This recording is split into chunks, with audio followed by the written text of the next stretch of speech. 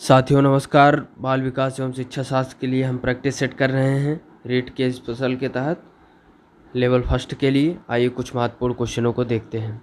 Question number 1, उत्तर बाल्यावस्था में बालक भौतिक वस्तुओं के किस आवश्यक तत्व में परिवर्तन समझने लगता है? तो उत्तर बाल्यावस्था में वह जो है भौतिक वस्तुओं के किस आवश्यक तत्व में परिवर्तन समझने लगता है? तो द्रव्यमान, संख्या और क्षेत्र में परिवर्तन समझने लगता है। विकास का अर्थ है, तो विकास का अर्थ क्या है?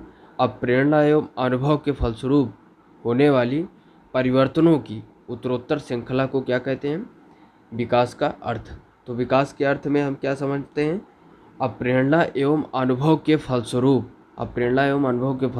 होने वाले परिवर्तनों की उत्तरोत्तर श्रृंखला। निम्न में से कौन सी पूर्व बाल्यावस्था की विशेषता नहीं है? तो पूर्व बाल्यावस्था की विशेषता कौन सी नहीं है? दल समूह में रहने की व्यवस्था, अनुकरण करने की व्यवस्था, प्रश्न करने की व्यवस्था। तो पूर्व बाल्यावस्था की विशेषता नहीं, खेलने की व्यवस्था। खिलौनों की आयु कहा जाता है, तो पूर्व बाल्यावस्था को खिलौनों की आयु कहा जाता है। अगले क्वेश्चन की बात करें तो उपलब्धि अप्रेरक के संबंध में कौन सा कथन सही है? तो उपलब्धि अप्रेरक जीवित रहने के लिए आवश्यक है। यदि व्यक्तिगत क्षमताओं की संतुष्टि महत्वपूर्ण है तो उपलब्धि अप्रेरक को विकास प्रेरक कहा जा सकता है। यदि व्यक्तियों के मध्य प्रतियोगिता पर बल है तो उपलब्धि अप्रेरक को सामाजिक अप्रेरक कहा जा सकता है। तो उपरोक्त सभी जो है उपलब्धि अप्रेरक के संबंध में सही है। विद्यार्थियों की आवृत्तियों में परिवर्तन के लिए निम्न में से किस विधि का प्रयोग अध्यापक को नहीं करना चाहिए? तो अध्यापक को किस विधि का प्रयोग नहीं करना चाहिए किस आवृत्तियों के परिवर्तन के लिए? तो दबाव से किसी बात या विचार के लिए राजी करना, तो यही है क्या करना चाहिए? अध्यापक को नहीं करना चाहिए। बाकी कौन कौन सा है? किसी के विचार को दोहराना अथवा दृढ़तापूर्वक व्यवहार, किसी प्रशंसनीय व्यक्ति के द्वारा समर्थन एवं स्वीकृति, संदेह के साथ साहचर्य स्थापित करना। तो ये सभी सही हैं उतना। और अध्यापक को नहीं करना चाहिए के लिए दबाव से किसी बात या विचार के लिए राजी करना, यह अध्यापक को नहीं करना चाहिए। 5 वर्ष तक राजू अपनी खिड़की के बाहर तूफान को देखता है। बिजली चमकती है और कड़कने की आवाज़ आती है। राजू शोर सुनकर उछलता है, बार बार घटना होती है। फिर कुछ देर शांति के पश्चात बिजली कड़कती है। राजू बिजली की गर्जना सुनकर उछलता है। राजू का उछलना सीखने के किस सिद्धांत का उदाहरण है? तो यह जो है शास्त्रीय अनुबंधन का सिद्धांत है। कैसे? जबकि 5 वर्ष का राजू अपनी खिड़की के बाहर तूफान को देखता है, बिजली चमकती है और कड़कने की आवाज़ आती है, तो राजू शोर सुनकर उछलता है, बार बार घटना होती है। तो फिर कुछ देर शांति के पश्चात बिजली कड़कती है, तो राजू बिजली की गर्जना सुनकर उछलता है। तो राजू का उछलना अब एक प्रक्रिया से जुड़ गया। किस प्रक्रिया से? कि जब बिजली कड़केगी, बिजली की शोर होगी, तो वह शोर मचा के तुरंत क्या करेगा? उछल पड़ेगा। तो यह जो है एक प्रक्रिया से जुड़ गया, तो शास्त्रीय अनुबंधन। किसी उद्दीपन के निरंतर दिए जाने से व्यवहार में होने वाला अस्थायी परिवर्तन कहलाता है। तो अभ्यस्तता, किसी उद्दीपन के निरंतर दिए जाने से व्यवहार में होने वाला अस्थायी परिवर्तन अभ्यस्तता कहलाता है। निम्न में से कौन सा कथन अप्रेरणा एक प्रक्रिया के संदर्भ में उपयुक्त नहीं है? तो कौन सी? यह व्यक्ति को लक्ष्य की ओर ले जाता है, यह व्यक्ति को उसकी शारीरिक आवश्यकताओं की संतुष्टि करता है, यह मनोवैज्ञानिक आकांक्षा को प्राप्त करने में सहायता करता है, यह व्यक्ति को अप्रिय स्थिति से दूर रखता है। तो यही सही हो जाएगा हमारा कि अप्रेरणा एक प्रक्रिया के संदर्भ में उपयुक्त नहीं है, यह व्यक्ति की अप्रिय स्थिति से दूर रखना। तो और सभी क्या है? यह व्यक्ति को लक्ष्य की ओर ले जाता है, यह व्यक्ति को शारीरिक आवश्यकताओं की संतुष्टि करता है, यह मनोवैज्ञानिक आकांक्षा को प्राप्त करने में सहायता करता है। तो अन्य तीनों विकल्प क्या हैं? अप्रेरणा के लक्षण और विशेषताओं के रूप में है और उसकी प्रक्रिया के संदर्भ में उपयुक्त नहीं है। तो विकल्प डी। सकारात्मक दंड का निम्न में से कौन सा उदाहरण है? तो सकारात्मक दंड का मित्रों के द्वारा उपहास कौन सा उदाहरण है? मित्रों के साथ समय बर्बाद करना, मीन मेख निकालना बंद करना, उपरोक्त सभी। तो मित्रों के साथ समय बर्बाद, मीन मेख निकालना बंद करना, उपरोक्त सभी तो सकारात्मक दंड है, मित्रों के द्वारा उपहास।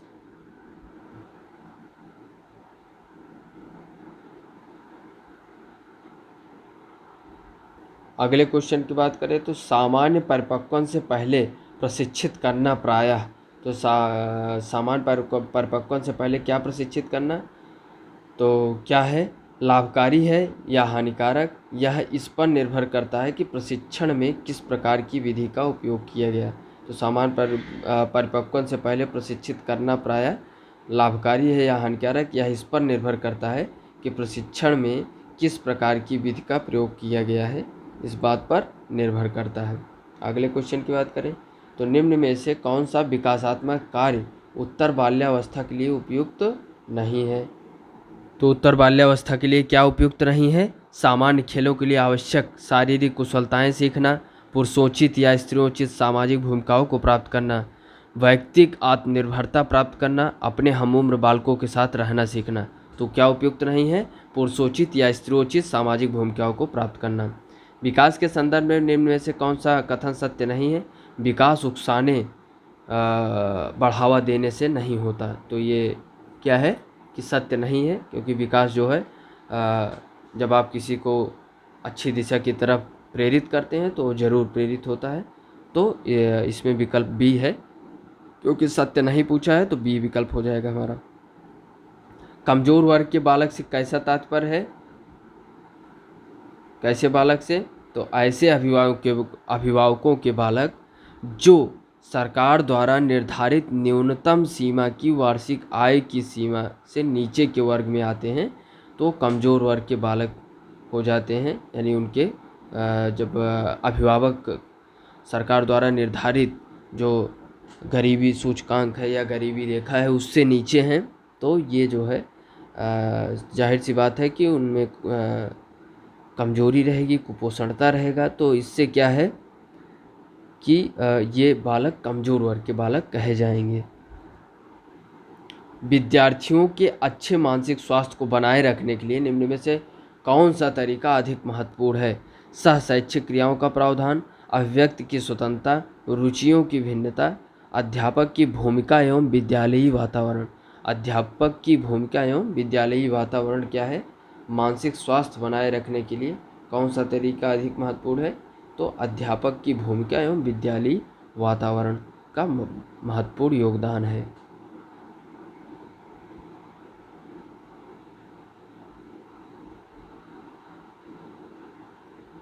कौन सी मानसिक मंदता की विशेषता नहीं है, तो मानसिक मंदता की क्या विशेषता नहीं है, अंतः वैयक्तिक संबंधों का कमज़ोर होना। तो ये क्या है, उसकी मानसिक मंदता की विशेषता नहीं। बाकी मानसिक मंदता की विशेषता है कि बुद्धिलब्ध का 25 से 70 के मध्य होना, धीमी गति से सीखना एवं दैनिक जीवन की क्रियाओं को न कर पाना, वातावरण के साथ अनुकूलन कठिनाई। तो यह हमारा डी विकल्प सही हो जाएगा। निःशक्त बालकों की शिक्षा के लिए प्रावधान किया जा सकता है, तो समावेशित शिक्षा द्वारा निःशक्त बालकों की शिक्षा के लिए प्रावधान किया जा सकता है। कौन सा व्यवहार भावनात्मक बाधा को प्रदर्शित नहीं करता, बाल अपराध, कमज़ोरों को डराने वाला, भगोड़ापन, स्वलीनता। तो व्यवहार भावनात्मक बाधा को प्रदर्शित नहीं करता, तो स्वलीनता को भावनात्मक बाधा को प्रदर्शित नहीं करता। बाकी बाल अपराध, कमज़ोरों को डराने वाला, भगोड़ापन, ये सब भावनात्मक बाधा प्रदर्शित हैं। समायोजन से तात्पर्य स्वयं का विभिन्न परिस्थितियों में अनुकूलन करना ताकि संतुष्ट किया जा सके दूसरों को, प्रेरकों को, उद्देश्यों को, आवश्यकताओं को।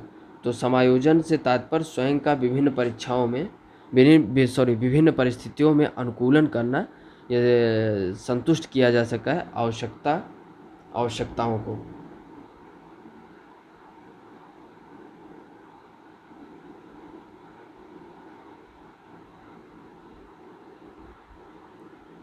कुछ लोगों का कहना है कि जब बालक को गुस्सा आता है तो वे खेलने के लिए चले जाते हैं जब तक कि पहले से अच्छा महसूस नहीं करते। उनके व्यवहार में निम्न में से कौन प्रतिरक्षा तंत्र प्रतिलक्षित होता है, तो विस्थापन। जब कुछ लोगों का कहना है कि जब बालक को गुस्सा आता है तो वे खेलने के लिए चले जाते हैं जब तक कि पहले से अच्छा महसूस नहीं करते। उनके व्यवहार में निम्न में से कौन प्रतिरक्षा तंत्र प्रतिलक्षित होता है, तो विस्थापन प्रतिलक्षित होता है। कौन सिद्धांत व्यक्त करता है कि मानव मस्तिष्क एक बर्फ की बड़ी चट्टान के समान है जो कि अधिकांशतः छिपी रहती है एवं उसमें चेतन के 3 स्तर हैं? तो मनोविश्लेषणात्मक सिद्धांत। 6 से 10 वर्ष की अवस्था में बालक रुचि लेना प्रारंभ करता है, तो किसमें रुचि लेना प्रारंभ करता है? धर्म में, मानव शरीर में, यौन संबंध में, विद्यालय में। तो विद्यालय में 6 से 10 वर्ष की अवस्था में बालक रुचि लेना प्रारंभ करता है। मूल्यांकन का उद्देश्य है, तो मूल्यांकन का उद्देश्य है उत्पादक जीवन जीने के लिए शिक्षा किस सीमा तक तैयार कर पाई है का पुष्टि पोषण प्रदान करना मूल्यांकन का उद्देश्य होता है।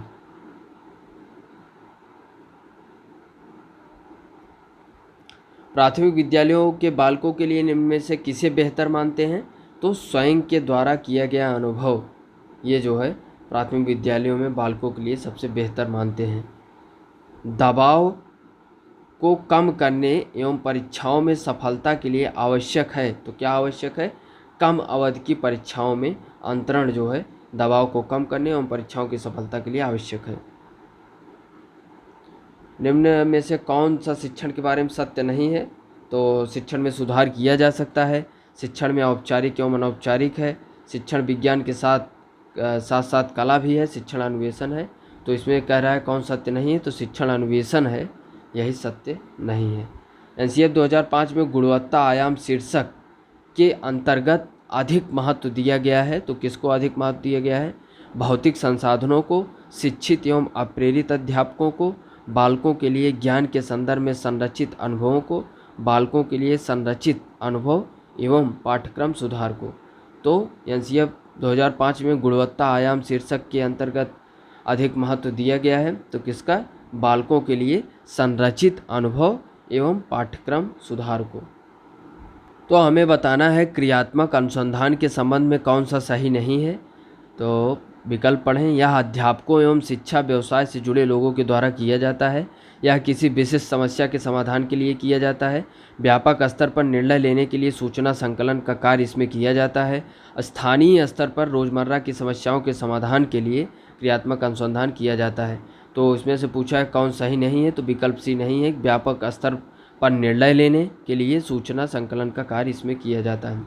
अगले क्वेश्चन की बात करें तो शिक्षा का अधिकार अधिनियम 2009 में निर्दिष्ट किया गया है कक्षा 1 से कक्षा 5 तक यदि प्रवेश दिए गए विद्यार्थियों की संख्या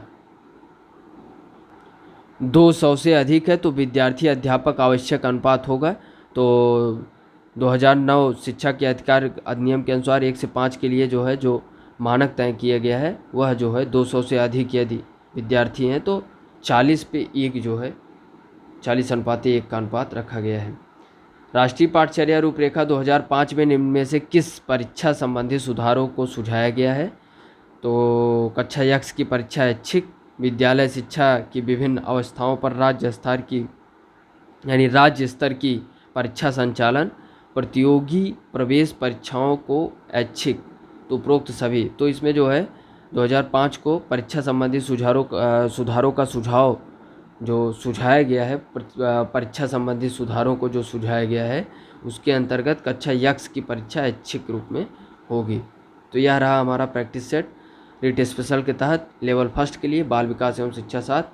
तो हम लोग सीखने का प्रयास कर रहे हैं, जुड़िए, सीखने का प्रयास हम लोग करेंगे। धन्यवाद, जय हिंद।